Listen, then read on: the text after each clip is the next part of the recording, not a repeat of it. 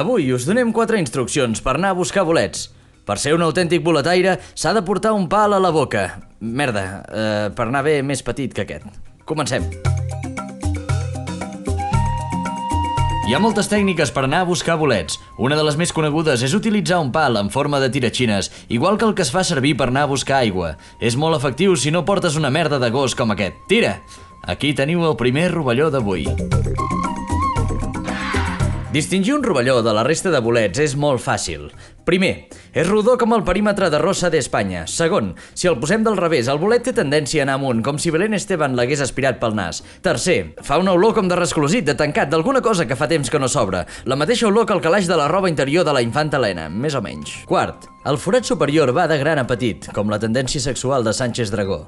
I cinquè, és important no confondre'l amb una fulla. Això és una fulla, això és un rovelló. Exacte. Són molts els que, anant a buscar bolets, s'aventuren a pujar un arbre, de fusta com aquest.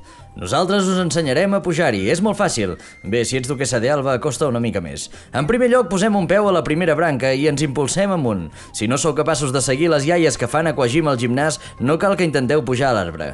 Cal assegurar-se que totes les branques que trepitgem són resistents. Per exemple, aquesta no ho seria, també s'ha de ser capullo per no veure-ho. En fi, acabem de pujar l'última branca i un cop a dalt veureu que tenim més vista que Pep Guardiola fitxant un central.